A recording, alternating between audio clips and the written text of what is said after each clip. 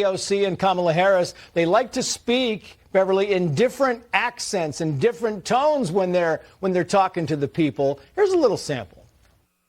Donald Trump is a criminal who was found guilty of 34 felony counts of fraud, liable for sexual abuse.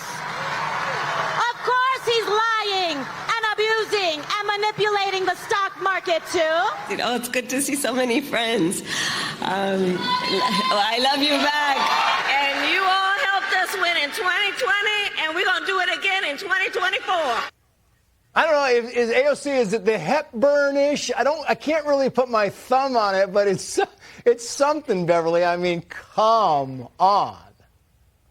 I think the accent is somewhere in between Valley Girl and maybe a Spanish accent. Maybe this is what she thinks people in Idaho sound like. Clearly they don't. I think what's really going on is whether it's AOC or Kamala or even Hillary Clinton, you have these female Democrats who think in order to be taken seriously, they need to sound presidential. And that means getting rid of their normal conversational style and being these very impassioned orators. And it comes across as inauthentic and even cheesy. People can see right through it. It doesn't work, and AOC just needs to work on finding an accent that people actually use. I have no idea what that was.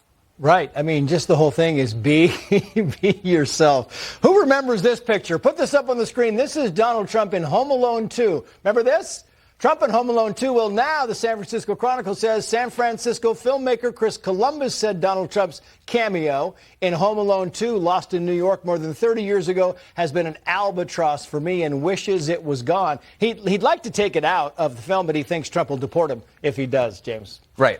Trace, I think we both agree on this. If he were to try to attempt to do that, that would be incredibly irresponsible. How else would the main character find his way to the lobby without Donald Trump's selfless act? But in all seriousness, right? I mean, these people have no arguments. This is they just resort back to these kind of nonsense, just absolute garbage jabs at Donald Trump.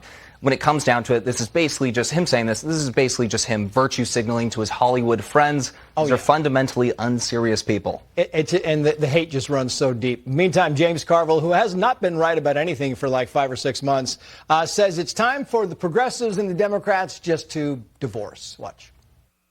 I don't think we can work together on pronoun politics.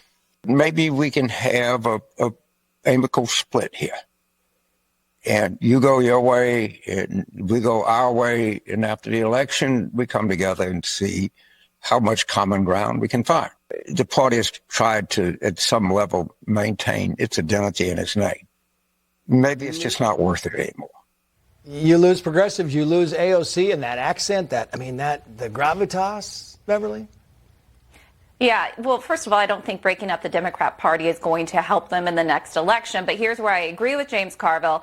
The progressives and the fringe who want to focus on pronouns, want to focus on men competing against women is not something they can sell to most Democrats or sell to independents. They need to start using common sense. At least James Carville recognizes this as a losing issue because it is. They should look at Gavin Newsom, governor of California, who decided to change his tune on men competing against women.